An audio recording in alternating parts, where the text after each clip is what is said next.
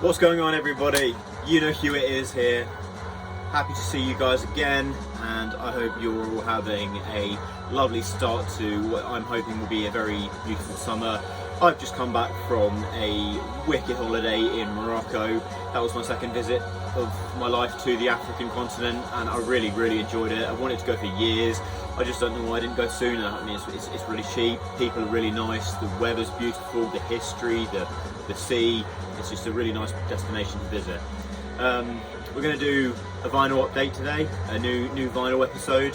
I haven't done one in a little while, and I think I've got 8 records here that I want to talk about. And before I get into any of that, obviously, I will talk about today's background tunes. And I've gone with Summoning, with their most recent album, which came out quite some time ago now. But this is Old Morning's Dawn.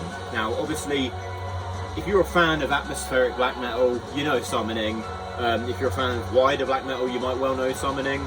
But yeah, they are the kings of sort of medieval fantasy atmospheric black metal. You get, you know, these sort of synthy songs that just become this amazing background music that is, you know, entirely themed around Tolkien's Middle-earth, and it's just so earwormy infectious, but it's also very strange. And it also, because of the sort of different nature of it as opposed to straight black metal, it appeals to a lot of non-fans of the genre. And yeah, this is just one you can get absolutely wrapped up in. That is Summoning with Old Morning's Dawn.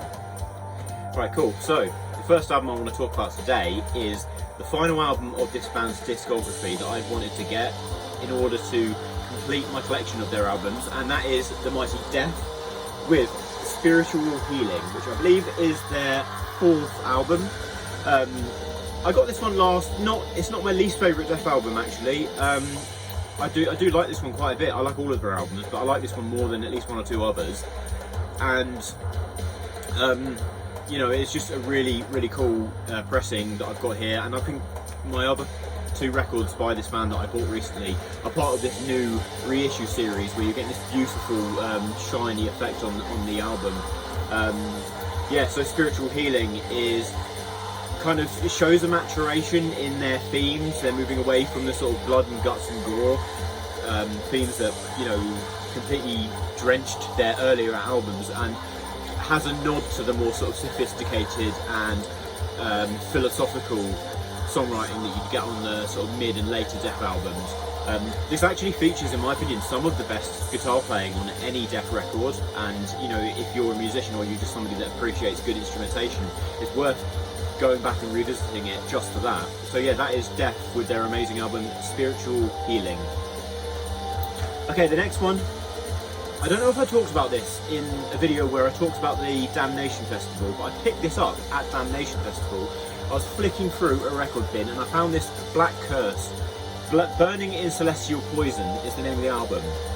There was some really cool albums on sale at one of these merch desks, and I came across this, and I think I'd wanted to get it for a while, but when it came out it kind of sold out, and then I just happened to come across it. And yeah, this is like a cult kind of avant-garde black and death metal that just sounds absolutely evil and, you know, seance worthy. Like, you know, you could listen to it where you're summoning some kind of hideous demon through an ancient ritual. Yeah, if you like kind of occult death stuff, like, you know, the weirder stuff, then you're gonna like this. And it is a really solid album, one of the better sort of avant-garde death metal albums that came out last year. It's definitely worth a shout. There might be some appeal to it for, like, I'd say Deathspell Omega fans, and maybe even a band I'm going to mention later on that might appeal if you like this. But anyway, yeah, that is Black Curse with Burning in Celestial Poison. The next 2 albums that I'm going to talk about are 2 black metal classics from the 90s. The first one is this wicked album by Odium, their classic, The Sad Realm of the Stars. Now, the 2 albums I'm going to talk about are they share a lot of the sound palettes that are akin to In the Nightside Eclipse era Emperor, sorry. And, you know, you're getting that sort of Emperor Wretch vocals, but you're getting this sort of ice cold, drenched reverb on the instrumentation and the vocals. This comes with some quite interesting synth work that in places feels almost even reminiscent of the sort of synth work you might hear on a Children of Bodom record, or Children of Bodom. And it gives it a kind of epicness to it and a kind of sort of epic black metal feel. But yeah, that's just an absolute classic. If you like 90s black metal, you've got to check out Odium, The Sad Realm of the Stars. The next one, the next 90s black metal classic I want to talk about is this. This is Thy Primordial with, I'm going to have to look at this, Where Only the Seasons Mark the Paths of Time. Now, as opposed to the Odium record I just talked about, this is black metal that features sort of almost somewhat death metal adjacent riffage. You know, you get more, maybe even a little bit of chugging riffage, but just the riff ideas aren't just so focused on the tremolo picking that is, you know, the bread and butter of a lot of black metal.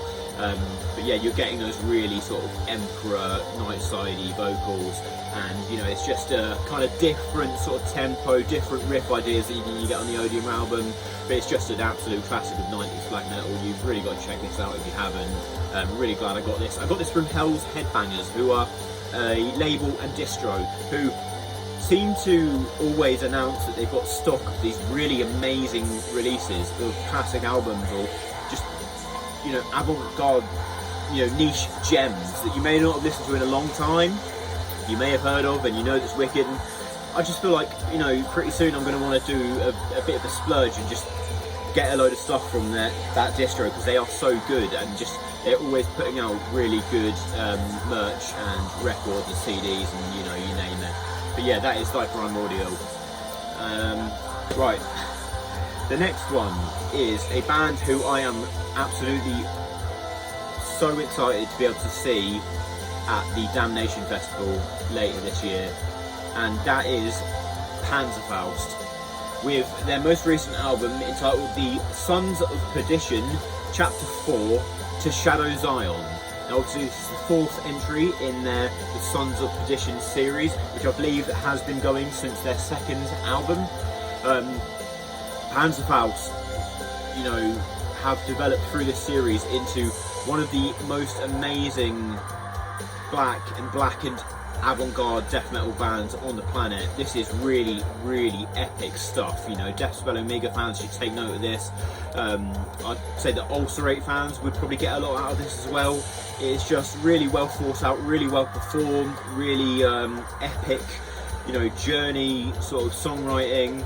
And it is just so, it's just done so well, and I absolutely can't wait to see them perform some of this stuff, because I hear songs like this and I just think, how do you write stuff like this? How, you know, it's so complicated and interesting.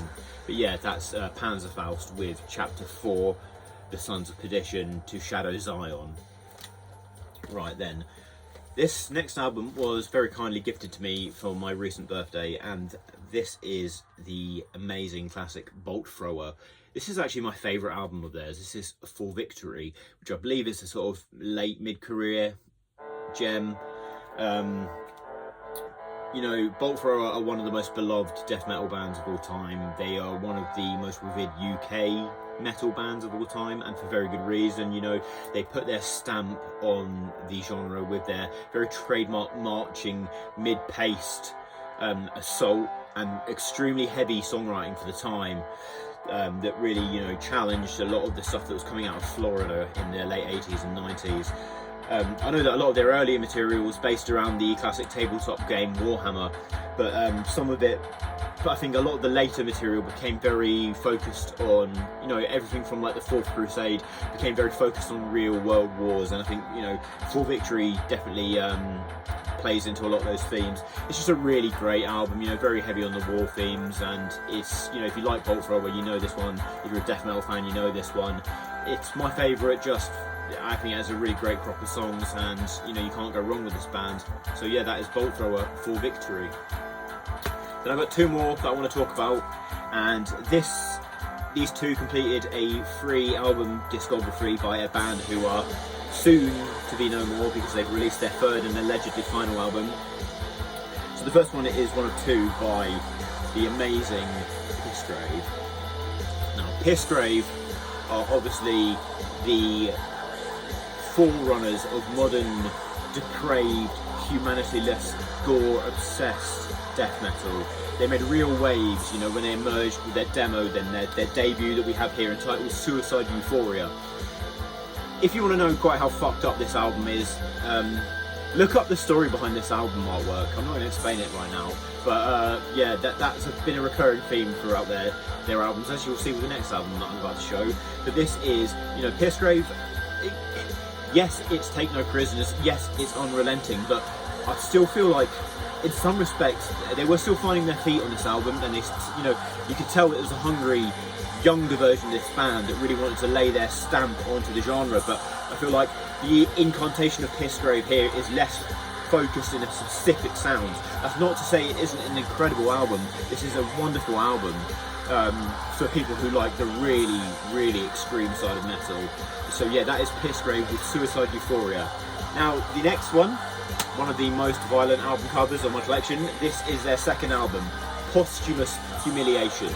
Now, with the second album, Pissgrave took their trademark extreme hyper-violent sound and their raw, bestial approach to death metal and slowed it slightly. I say slightly because there's no such thing as a slow Pissgrave track or album, but they wound it down slightly so that everything would just become more claustrophobic and more crushing.